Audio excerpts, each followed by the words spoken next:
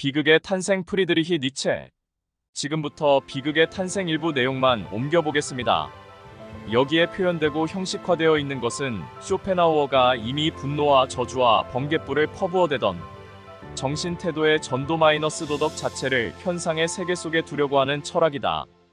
이 철학은 도덕을 여러 가지 현상관념론적 수로의 의미에서 속세 포함시킬 뿐만 아니라 가상, 망상, 오류, 해석, 가식, 기교의 허구 아래로 끌어내리려 한다.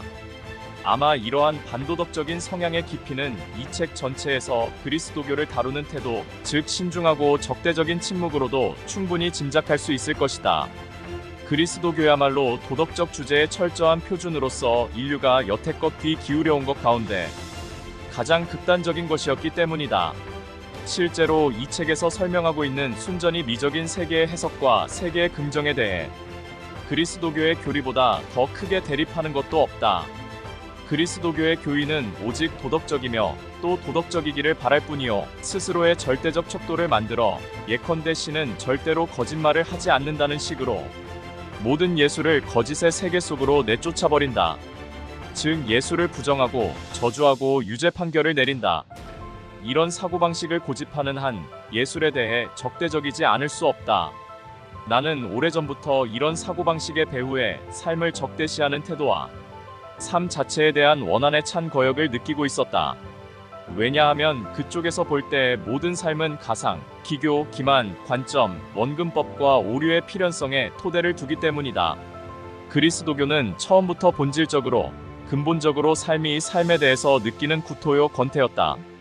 이러한 것들이 다른, 혹은 더 좋은 삶에 대한 믿음 아래 거짓으로 꾸며지고 숨겨지고 치장될 뿐이다. 현세에 대한 증오, 감정에 대한 저주, 미와 관능에 대한 공포는 이 세상을 더 잘 비방하기 위해서 피안을 생각해냈다. 이것은 궁극적으로 허무, 종말, 휴식의, 안식일 중에 안식일에 도달하려는 욕구이다. 내게는 이 모든 것이 도덕적인 가치만을 인정하려는 그리스도교의 절대적인 의지와 마찬가지로 언제나 몰락에서의 의지의 모든 가능한 형식 가운데서 가장 위험하고 불쾌한 형식처럼 보였다. 적어도 삶에 대한 가장 깊은 질병, 피로, 불만, 소모, 가난의 징후처럼 보였다. 왜냐하면 도덕, 특히 그리스도교적, 즉 절대적 도덕 앞에서 삶은 본질적으로 비도덕적이라 항상 불가피하게 부정될 수밖에 없기 때문이며, 결국 삶은 경멸과 영원한 부정의 중압 아래 짓눌려 갈망할 만한 가치가 없는 것 그 자체로서 무가치한 것으로 느껴져야만 하기 때문이다. 도덕 자체는 어떤가? 도덕은 삶을 부정하는 의지이며 은밀한 파괴 본능, 몰락과 무시와 비방의 원리, 종말의 발단이 아닌가? 그렇다면 위험한 것 가운데서도 가장 위험한 것이 아닐까? 따라서 삶을 변호하는 나의 본능은 이 의심스러운 책을 씀으로써 도덕에 대항하여 등을 돌렸다.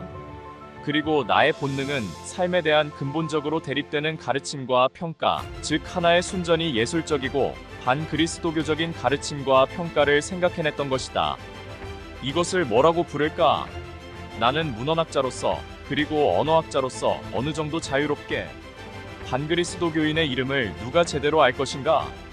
어떤 그리스의 신의 이름을 빌려서 불렀다. 나는 그것을 디오니소스적인 것이라 부른 것이다. 지금까지 캔디맨이었습니다.